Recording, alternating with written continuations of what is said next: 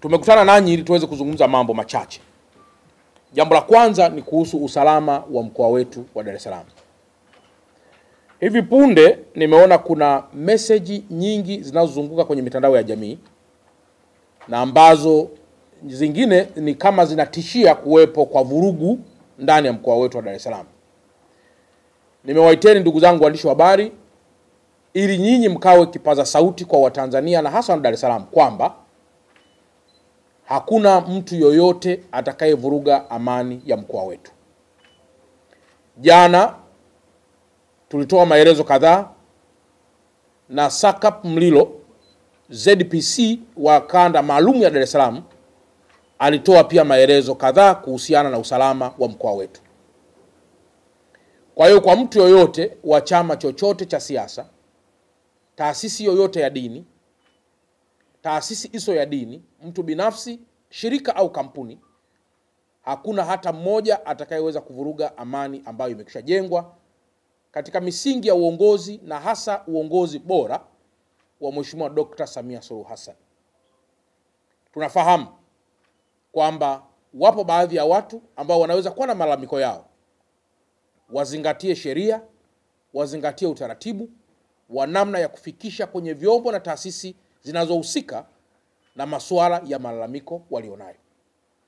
Niendelee kuwatoa wasiwasi wafanyabiashara wote na wawekezaji ndani ya mkoa wa Dar es Salaam kwamba kuanzia sasa mpaka baadaye utakapofanyika uchaguzi wa serikali kuu na hata baada ya hapo, mkoa wa Dar es Salaam utaendelea kuwa ni kioo cha amani katika nchi ya Tanzania, Afrika Mashariki na Kati, Afrika kwa ujumla na hata duniani kote kwa ujumla wake. Lakini jambo la pili, ndugu zangu wanahabari, tumeona kwamba siku chache zilizopita mvua nyingi zinaendelea kunyesha ndani ya mkoa wetu. Na nimeona zipo picha zinazoonesha wanafunzi, akina mama wakivuka maji chini ya maandaki. Na pengine picha hizo kuonesha kwamba serikali hakuna kitu chochote ambacho kimekushafanyika. Naomba ndugu zangu waandishi wa habari niwape taarifa kwamba Dar es Salaam kwa sasa tunaendelea na utekelezaji wa miradi mingi ya madaraja, barabara za lami na zisizo za lami. Lakini tunaendelea pia na miradi mbalimbali ya kuimarisha vivuko. Tunaendelea pia na miradi mingineyo mingi ya kuhamisha baadhi ya miundombinu katika barabara kama vile miundombinu ya DAWASA, miundombinu ya umeme, ili pia kuweza kupisha ujenzi mkubwa wa miradi ambao unaendelea. Tuna barabara za TANROADS ambazo zinaendelea kujengwa. Tuna barabara za TARURA zinaendelea kujengwa. Lakini tuna vyanzo vya mapato mbalimbali vinavyofinance miradi hii.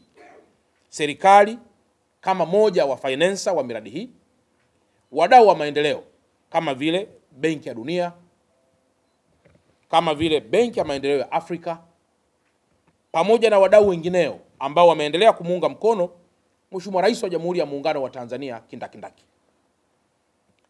Jambo la kwanza, ujenzi wa daraja la Jangwani.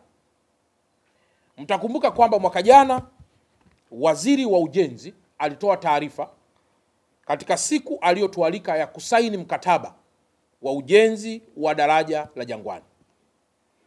Lakini siku chache zilizopita wananchi kadhaa wamekuwa pia wakitupigia simu kwamba daraja halijaanza kujengwa. Naomba nitoe taarifa kwamba sasa mkandarasi amekwishaanza kujenga camp ambapo atatunza vifaa vyake kwa ajili ya kuanza ujenzi wa daraja hilo. Lakini kama mnakumbuka pia daraja hilo lilitolewa ufafanuzi mzuri na Waziri wa Ujenzi. Na sasa waziri pia wa Ujenzi anaendelea na mikakati ya kuhakikisha kwamba mkandarasi anaanza kazi hiyo haraka kwa mujibu wa taratibu.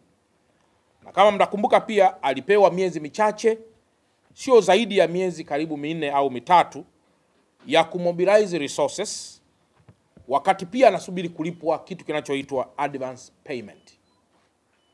Kwa ndugu waandishi wa habari, kuhusu daraja la Jangwani, Mheshimiwa Rais wa Jamhuri ya Muungano wa Tanzania amedhamiria kwa dhati kwamba mwaka huu daraja hilo litaanza kujengwa.